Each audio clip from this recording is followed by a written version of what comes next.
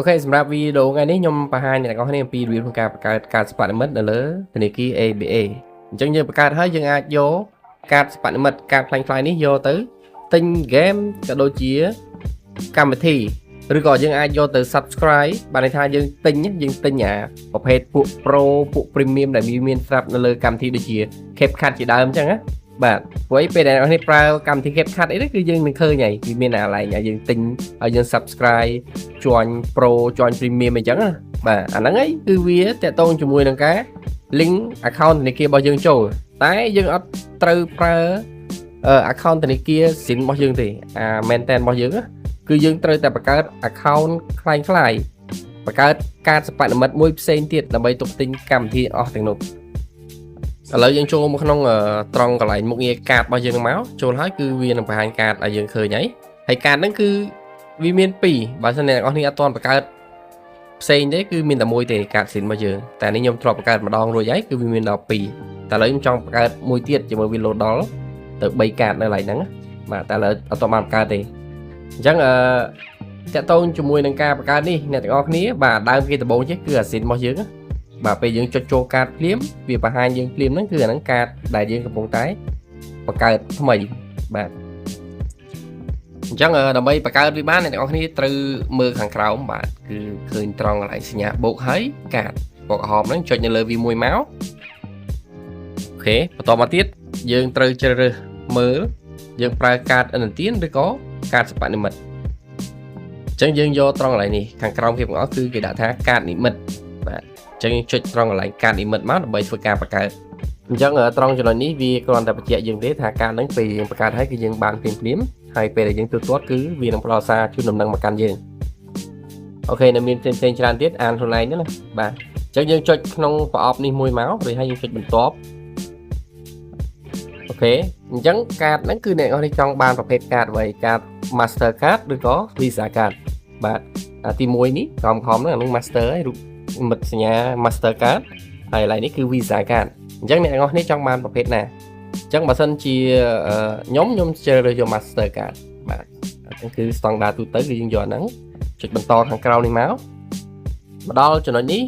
បាទដំបូងគេវាឲ្យជ្រើសរើសគណនីដើម្បីភ្ជាប់គណនីហ្នឹងគឺបានន័យថាបើសិនជាអ្នកនរគ្នាមានគណនីច្រើនដុល្លារផងមានខ្មែរផងបាទអញ្ចឹងអ្នកនរគ្នាអាចជ្រើស select យកកន្លែងហ្នឹងមកបាទលុយយើងមានច្រើនកន្លែងណាអាច link អាចភ្ជាប់ជាមួយនឹងជំរើសខាងលើនឹងបានយើងយក account មួយណាក៏បានដែរអញ្ចឹងទី2តកតងជាមួយនឹង email អ្នកនរគ្នាត្រូវដាក់ Gmail ចូលទៅបាទត្រូវតែដាក់ដើម្បីការពារបញ្ហាណាមួយឬក៏ការដល់ដំណឹងផ្ញើសារជូនមកយើងគឺគេផ្ញើតាមរយៈ Gmail ហ្នឹងហើយអញ្ចឹងដាក់ Gmail ចូលមកណាបន្តមកទៀតអ្នកទាំងអស់គ្នាមើលត្រង់កន្លែងការកំណត់ទូទាត់ប្រចាំថ្ងៃកន្លែងហ្នឹងយើងអាចក្រិតវាបានណាយើងអាចកំណត់ថាត្រូវចាយប្រហែលក្នុងមួយថ្ងៃហ្នឹងយើងត្រូវចាយប្រហែលដងយើងទិញប្រហែលដងអញ្ចឹងណាអាហ្នឹងគឺយើងក្រិតកន្លែងនេះអញ្ចឹងខ្ញុំអត់ដាក់ច្រើនទេឧទាហរណ៍ខ្ញុំធ្វើការឧទាហរណ៍បើសិនជាអ្នកទាំងអស់គ្នាដាក់$5ឬក៏លើហ្នឹងឬក៏$10អញ្ចឹងក្នុងមួយថ្ងៃហ្នឹងគឺអ្នកទាំងអស់គ្នាទិញបានត្រឹមតែ$10ហ្នឹងទេបើមិនយើងទិញលើសកំណត់ចំនួនកំណត់ដែលយើងកំណត់ហ្នឹងគឺទិញអត់បានទេ$9 $10អូខេតែបើយើងទិញលើស$10ដូចជា$11ឬក៏$10.5សេនហ្នឹងគឺទៅអត់រួចទេណាទិញអត់បានទេបាទដោយសារយើងកំណត់វាត្រឹមតែ$10អញ្ចឹងបាទអញ្ចឹងបើសិនមានករណីក្នុងការគេលួចបន្លំទិញលើ account របស់យើងក៏ទិញអត់ទៅដែរបើសិនគេលួចទិញមែនគឺទិញបានតែ$10ហ្នឹងទេអត់អាចទិញលុយទាំងអស់នៅក្នុង account របស់យើងបានទេអាហ្នឹងកន្លែងយើងកំណត់កន្លែងហ្នឹងណាបាទអញ្ចឹងអូខេបើកឥឡូវហ្នឹងមកអស់ហើយយើងចុចបើកឥឡូវទៅហើយអានេះគឺវាគ្រាន់តែបញ្ជាក់យើងអាចមើលទៅសុពលភាពរបស់វាគឺបាន2ឆ្នាំកាតហ្នឹងយើងបង្កើតហើយគឺបាន2ឆ្នាំហើយវាតាក់ទងជាមួយនឹងតម្លៃថ្លៃកាតអីហ្នឹងគឺឥតគិតថ្លៃទាំងអស់និយាយទៅគឺបង្កើតដោយ free ហ្មងយើងបង្កើតកាតសិប្បនិមិត្តហ្នឹងគឺ free ទេអត់មានបងលុយបងអីណាអូខេអញ្ចឹងយើងចុចបញ្ជាក់ខាងក្រោមនេះមួយទៀតមកកន្លែងនេះគឺយើងដាក់លេខកូដកងធនាគាររបស់យើងពេលយើងចុចដកលុយយើងមិនប្រើលេខកូដ4ខ្ទង់របស់យើងយកលេខកូដ4ខ្ទង់ចូលមកវាដាក់ថារួចរាល់អញ្ចឹងកាតមួយហ្នឹងគឺយើងបង្កើតបានដោយជោគជ័យហើយចាំមើលខ្ញុំបញ្ជាក់អ្នកនរគ្នាទៀតថាកាតហ្នឹងយើងអាចលុប bật cardនឹងចោលបានឬក៏អត់បកកកាតរបៀបមិនអីចឹងណាបាទអញ្ចឹងកាតបកកើតឲ្យនៅណាបាទអញ្ចឹងអាដំបូងអញ្ចឹងគឺកាតយើងស៊ីននៅខាងនេះបាទនេះកាតរបស់យើងគឺនៅខាងឆ្វេងនេះអូមកអស់អញ្ចឹងមកកាតយើងបង្កើតថ្មីគឺនៅខាងឆ្វេងហ្នឹងហើយអញ្ចឹង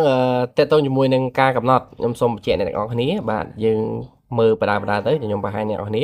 អញ្ចឹងយើងមើលត្រង់ចំណុចនេះសញ្ញាព្រួយហ្នឹងចុចលើវាមួយមកបាទកន្លែងហ្នឹងគឺយើងឃើញ$10 10 ដងបាទអាហ្នឹងអត់កើតទេយើងត្រូវតែកំណត់វាបាទអញ្ចឹងអូសឡើងទៅលើទៅនេះវាតទៅមួយការបដូរចំនួនកំណត់ប្រតិបត្តិការកន្លែងនេះហេអញ្ចឹងខ្ញុំអត់តប្រាប់កន្លែងហ្នឹងទេខ្ញុំប្រាប់អ្នកទាំងអស់គ្នាពីដំបូងសិនគឺត្រង់កន្លែងផ្អាកកាតកន្លែងហ្នឹងគឺវាដូចជាការបកកកាតយើងអញ្ចឹងយើងចុចនៅលើហ្នឹងមកហើយយើងបញ្ជាក់អាហ្នឹងតកតងនឹងការចង់បិទកាតហ្នឹងកុំឲ្យវាដំណើរការបកកវាកុំឲ្យដំណើរការហើយយើងអាចបើកឲ្យវាដំណើរការវិញក៏បានដែរត្រង់កន្លែងហ្នឹងពីខុសពីការបិទកាតបាទទី2គឺត្រង់កន្លែងបដូរចំនួនកំណត់ប្រតិបត្តិការអាមិញយើងឃើញ10 ដងទៅហើយបាទបើយើងបដូរកន្លែងនេះដាក់ទៅជាម្ដងឬក៏2 ដងអាកន្លែងចំណុចខាងលើខ្ញុំបង្ហាញមុនហ្នឹង$10 10 ដងហ្នឹងគឺវានឹងបដូរហើយ$10ទៅជា2 ដងហើយបាទដូចយើងកំណត់2 ដងអញ្ចឹងវានឹងទៅជា2 ដងវិញអញ្ចឹងបានន័យថាក្នុងមួយថ្ងៃហ្នឹងបើសិនជាយើងចង់ទិញហ្គេមឬក៏កម្មវិធីទិញបានតែ2 ដងទេព្រោះយើងកំពុងតែកំណត់2 ដងនៅកន្លែងហ្នឹងបាទអញ្ចឹងទិញលើសហ្នឹងចង់ទិញម្ដងទៀត3 ដង 4 ដងអត់ទៅទេបាទអូខេអញ្ចឹងយើងរក្សាទុកវាមួយមក